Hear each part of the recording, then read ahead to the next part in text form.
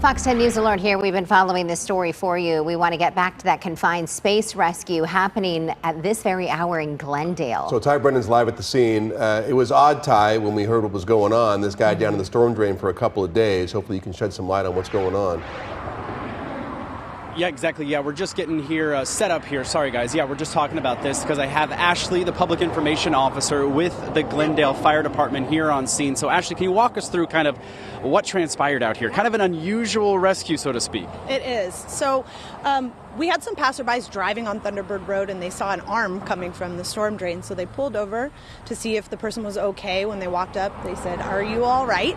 And he said, "No, I'm stuck. Can you help me?" So they called 911. We responded with some technical rescue teams and firefighters who came, made sure that we metered to be sure that there was enough oxygen in there, because that's what we worry about most with a confined space like this and in the storm drains. They can become oxygen deficient and therefore the person can really suffer some consequences and even die. So made sure it was safe.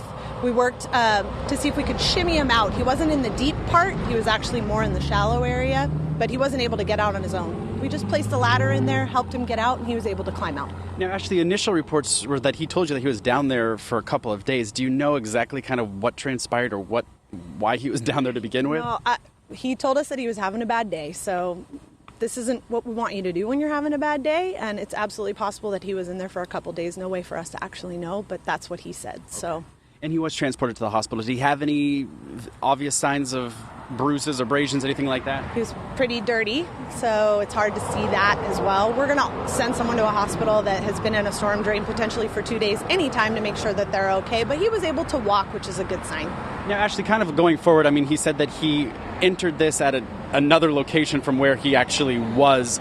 Do you know if he broke in or if he shimmied down, or I guess that's still all to be determined? Yeah, absolutely. That'll be determined, but he says that he came in at a park that's quite a ways away and moved his way through the storm drains. If he was down there for a couple days, it's potentially possible that that's what happened, but no way for us to really know. Ashley, I want to talk about training, and you guys obviously train for situations like this. This kind of came in handy today because you guys do these confined space trainings quite often. We do. So our technical rescue teams actually meet every single Tuesday, and we do training with our automatic aid partners. So departments from across the valley are going to train for things like that. So we're absolutely ready when something comes around. It's not something we see every day, but we're ready.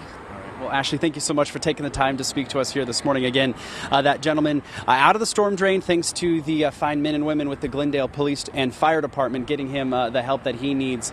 Intersections back open, everything back up and running. But again, it kind of yet to be determined exactly the story behind how that individual made it into that storm drain. But the good news, he is out and at the hospital at this hour. Back to you guys. All right. What an ordeal. Goodness gracious for that driver driving by. Yeah, thank you. Totally. Thank you, Ty. You bet. Trend